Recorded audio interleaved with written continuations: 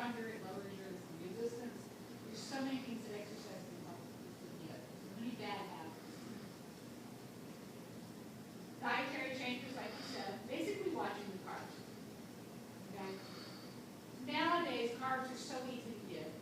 They're so easy to digest. They're so cheap. You know, in these food deserts where people really don't have fresh food, almost everything they have access to is processed carbs. So, if we get rid of some of the carbs, we don't have to have carbs unless our calorie load is so low. We need our proteins to make muscle. We need our good fat. Every cell in your body the cell wall is made up of fats. The brain is 60% cholesterol. You know that? You can't make a single hormone without cholesterol. All these years of telling everybody low-fat diets has done nothing but give us more processed carbs and salt, making us sicker for the last 30 years. So we have to have good fats, we can't have processed fats. So dietary changes, veggies are freaky. Veggies are wonder food. Veggies are awesome. Fruit is nature's sugar.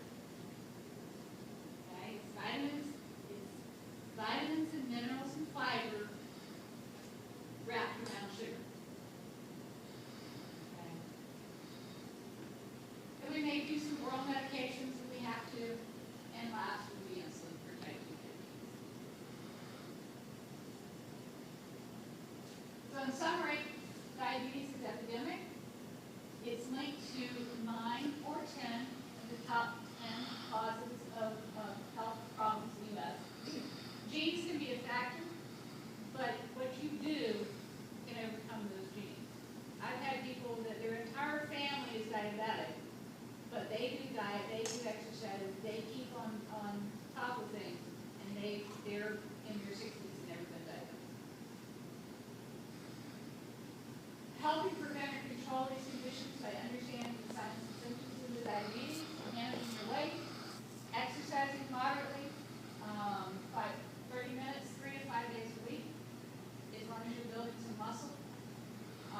Eating a healthy diet, fresh fruits and vegetables. I'm not going to say low fat. Those people who actually stuck with whole milk ended up with less heart disease, less diabetes than those people who went to skim milk. When you went to skim milk, the only thing you're eating is milk sugar and protein. The fat is what tells you I'm full, I've had enough. One of my diabetics was obese, and I told him I wanted to go drinking whole milk. He said, the doctor just said, if I drink whole milk, I can't drink as much. Yeah, that's it. Stay current with your annual wellness exams and testing you for your blood sugar levels. Okay. So, how many people can know what their sugar is without testing? You can't. You have to test to be able to see your sugar. If you don't test periodically, you can't know. So getting your annual wellness exam is so important because that's where we can keep you well. That's where we can develop a program for you to find out what we need to do to be better for the next year. Okay? We can find those things that are starting to go wrong before they become a problem. And those people who've been in to see me so far, I think this is most everybody. Not yet? Okay. Well, those people that have been in to see me know that I'm not just telling you you're within the line. I'm telling you where you are within the line. Okay? And you know how far away we are and where things might be starting to go wrong. And if you're an MDVIP member, you know we have a unique patient relationship. I spend that 2 hours on your annual wellness exam. You have your 30-minute visits with me. And you know you have the travel benefit, right? When you go out of town, that you can go, that if you're sick or something, you can give me a call and I'll find another MDVIP doctor near you so that you can go see them. And I give them all their information. For the same benefit, the same 30-minute visit for that. You'll all have my first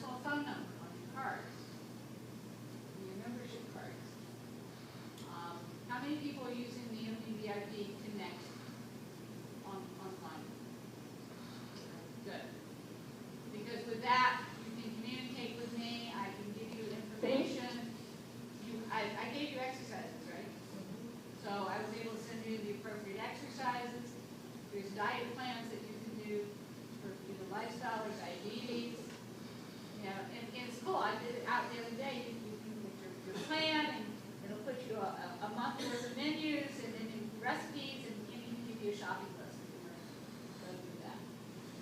So, and then we have the medical centers of excellence, so that if you need to go to Mayo or somewhere else like that, we can get you over there and kind of get you to the top of the list, because we have certain affiliates that are over there. And Bob can tell you more about centers of excellence, Mayo, the Cleveland Clinic, and Johns Hopkins, and other places. That if we need, if there's nobody locally that can meet our need, we can get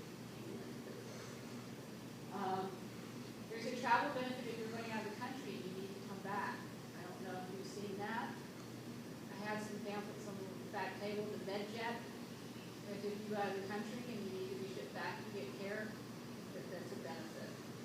It's available. Rest I leave out.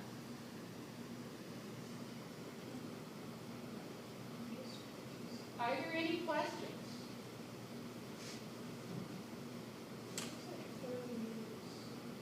30-minute visit? Whenever needed. So, I mean, I don't have 15-minute visits.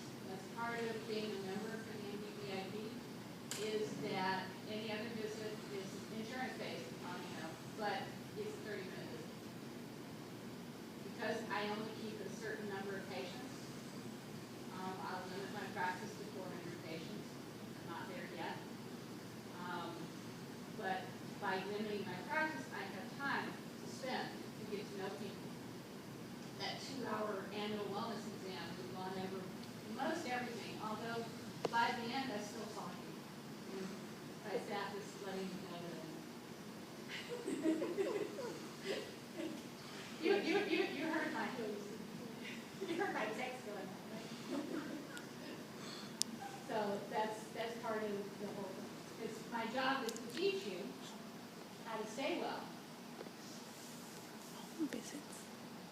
Home visits. Oh, and those people that are homebound, I actually will go in their home visits.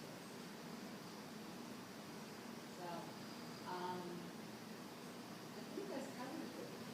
I have a question. Good. Back to diabetes. Okay. Since I don't know whether I'm diabetic or I'm on the purge. My information was found between the time when Dr. Schulberger left and but what I'm wondering, and I was listening to all of this that you're going to say that exclusively because I'm looking for it. Yes. I don't want to know information. And I've had people that have been diabetic for 20 years and never gone on medicine.